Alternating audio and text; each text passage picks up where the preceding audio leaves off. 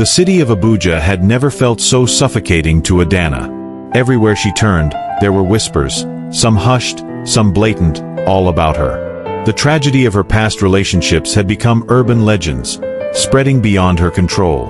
Her beauty had once been a source of admiration, but now it brought only fear. People avoided her gaze, and some even crossed the street when they saw her approaching. She had become a myth, a cautionary tale, a living ghost wandering among the living.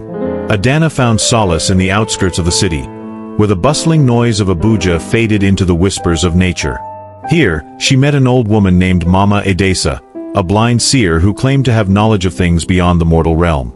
The old woman sat in a makeshift shrine, her white eyes staring into the void as she traced ancient symbols on the ground. "You carry the weight of an ancient sorrow," Mama Edesa said as Adana approached. "Your fate was sealed before your first breath." Adana knelt before the woman, her heart pounding. "Tell me, Mama, what must I do to break this curse?" she asked desperately. The old woman shook her head. "To break a curse is to understand its root. Tell me, child, do you know the true nature of the entity that haunts you?" And for the first time, Adana truly considered that she might not be cursed simply by chance, but by something far greater than herself. Before we venture into the story in details, and revealing the twists and tragedies of Adana's real-life story, please consider subscribing to this channel as a means of support. Turn on the bell notification button for more interesting and amazing videos of this kind. Thank you. The city of Abuja pulsed with life. Cars wove through the highways like restless spirits, neon lights flickered over the skyline, and the air was thick with the scent of suya and roasted corn. But in the midst of all this urban vibrance, a woman walked alone, untouched, unreachable, unknowable. Her name was Adana. Adana had grown up in the heart of the city, raised by her grandmother in the quiet district of Jabi. She was striking, tall, with skin the color of roasted coffee and eyes that seemed to hold secrets from another world. But despite her beauty, she remained isolated. No man dared to get too close, not after what had happened years ago. She was cursed. Not in the way people threw around the word carelessly. No, Adana carried a true curse, one bound to her by an ancient force she neither fully understood nor could escape.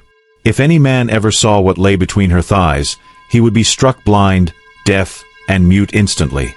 It had happened before. And it would happen again if she wasn't careful. Adana had been 18 when she first realized her life would never be normal. She had been in love with Chaik, a boy from her neighborhood. They had grown up together, played under the mango trees, shared dreams of leaving Abuja for adventures in faraway lands. When they were old enough, their friendship blossomed into something deeper.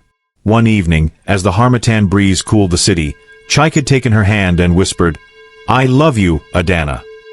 And she had believed him. She had wanted to be normal, to be loved. So, against her grandmother's warnings, she allowed him close. That night, in the dim glow of his small apartment, she undressed before him. The change was instant. Chaik's joyful gaze twisted into an expression of pure terror. He let out a strangled gasp before clutching his face. The next moment, he collapsed to the floor. His world had turned dark, silent, and voiceless. Adana had screamed, shaking him, pleading with him to speak. But he never could again. The doctors were baffled. The elders whispered. The church held vigils. But nothing could be done. Chaik had become a prisoner in his own body, and Adana had fled, her heart shattered, her fate sealed. Chapter 3. The Truth in the Shadows. Long ago, before Abuja was the city it was now, before roads and buildings replaced forests and rivers, a powerful entity had lived beneath the land. It was neither human nor beast, neither angel nor demon.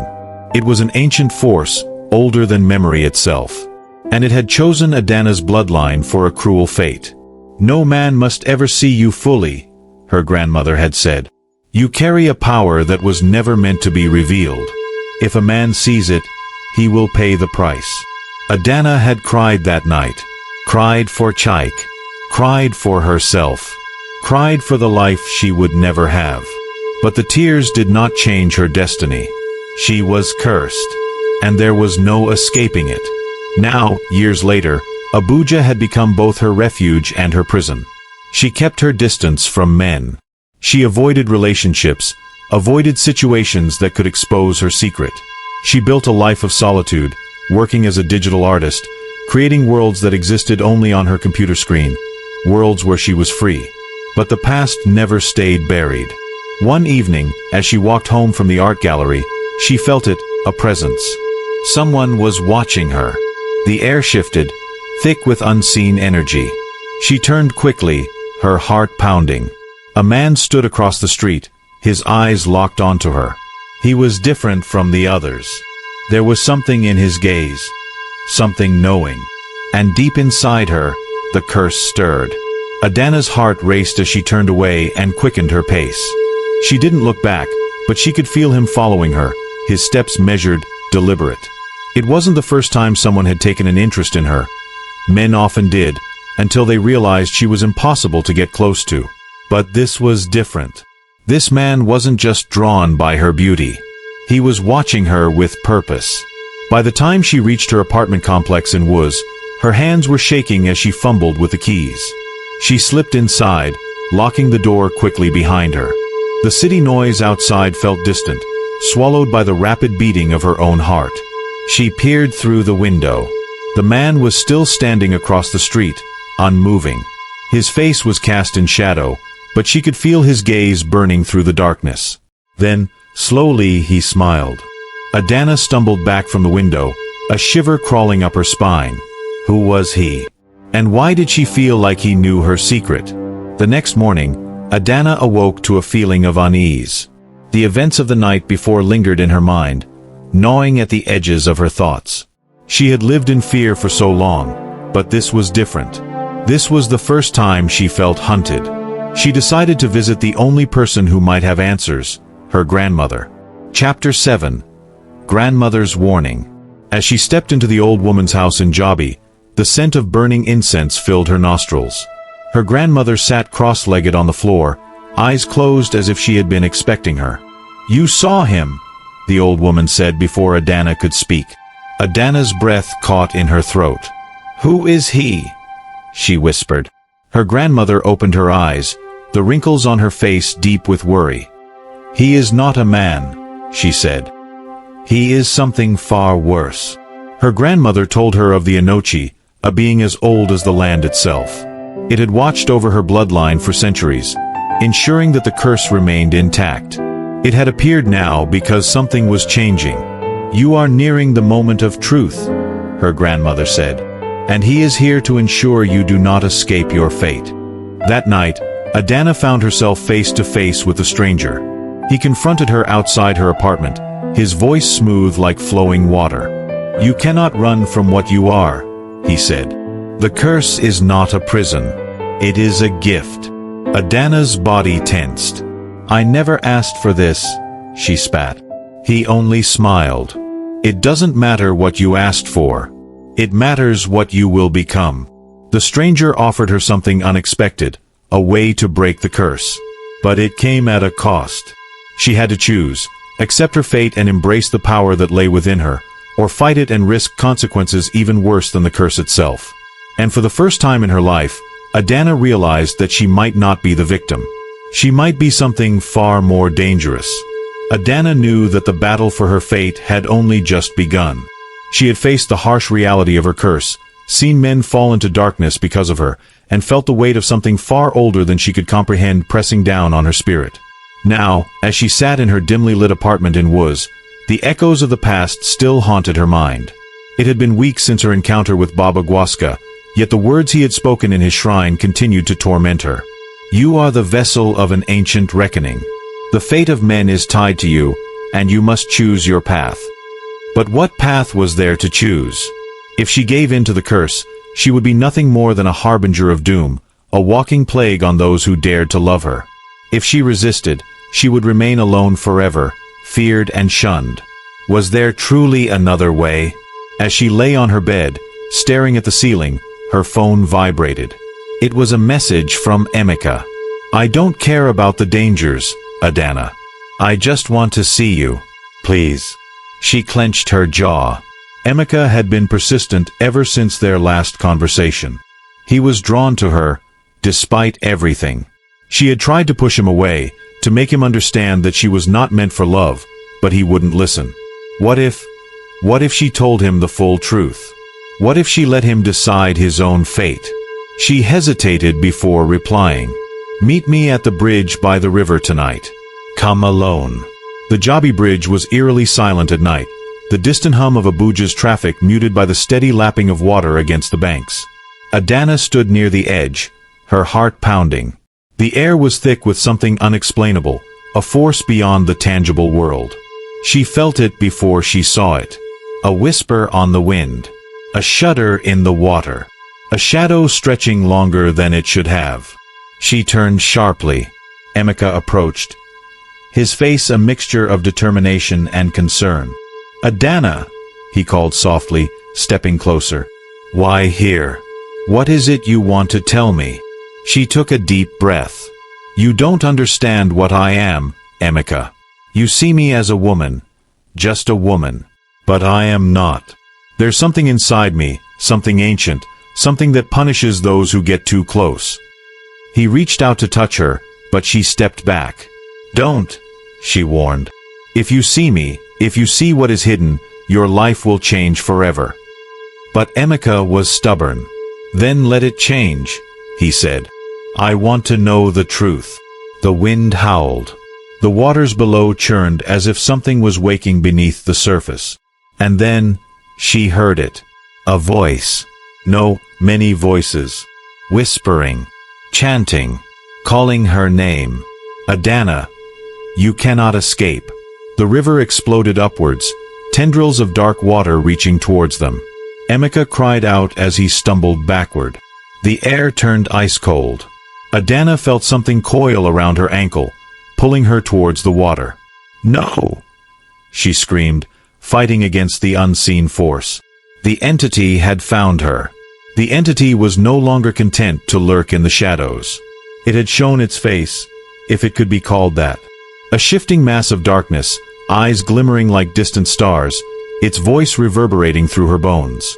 "You belong to us, Adana." Emeka was on the ground, trembling, unable to comprehend what he was witnessing. Adana struggled against the pull of the water, her breath coming in gasps. Her fingers clawed at the ground, desperate to hold on. And then, Baba Gwaska's words came rushing back.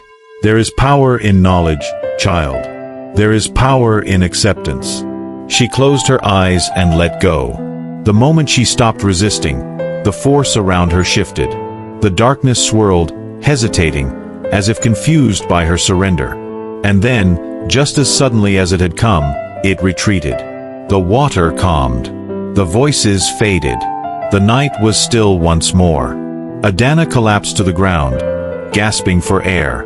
Emeka rushed to her side. "What was that? What just happened?" She turned to him, her eyes filled with new understanding. "It was testing me. It wanted to see if I would fight or if I would accept my fate." He frowned. "And did you?"